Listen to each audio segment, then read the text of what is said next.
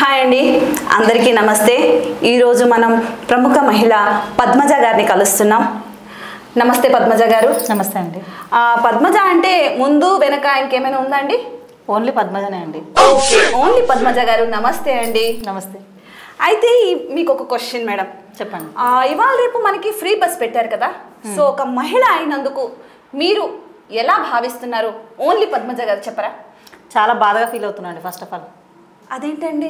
అదేంటంటే ఏం చెప్పాలి, దానివల్ల ఫ్రీ బస్ వల్ల ఉపయోగం ఏమి కనిపించట్లేదు నాకైతే.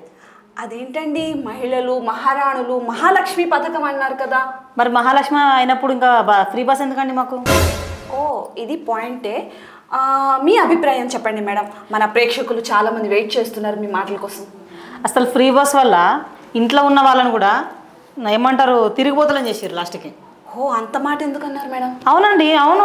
అప్పుడు ఇంట్లోనే ఉండేటోళ్ళు, అసలు ఏదో ఏమంటారు హౌస్ వైఫ్స్ అంటారు కదా, వాళ్ళు కూడా ఇప్పుడు తిరుగుతున్నారు. కొన్ని కొన్ని చూస్తుంటాం మనం డైలీ పొద్దున్న లేచినప్పుడు. సోషల్ మీడియాలో మీరు ఆల్రెడీ చూస్తూ ఉంటారు చాలామంది.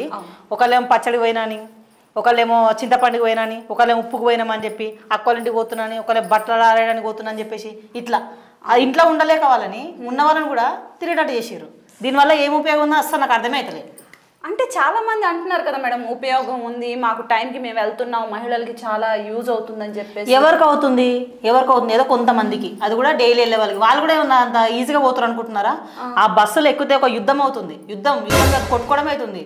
జుట్లు పీక్కుంటున్నారు, కొట్టుకుంటున్నారు సీట్లు లేక. కొంతమంది అయితే అసలు ఇట్లా వేలాడుతున్నారు బయటికి. దానివల్ల ఎన్ని ప్రమాదాలు జరుగుతున్నాయి, చనిపోయిన వాళ్ళు కూడా ఉన్నారండి కొంతమంది దానివల్ల. కరెక్టేనండి, కరెక్టే. అట్లా దానివల్ల అసలు నాకు తెలిసైతే ఒక్క యూజ్ అసలు లేనలేదు దానివల్ల. సరే పద్మజ గారు, సారీ ఓన్లీ పద్మజ గారు.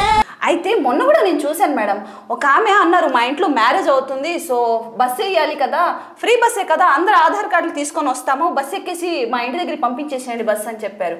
సో అది కూడా మనకి యూజే అంటారా?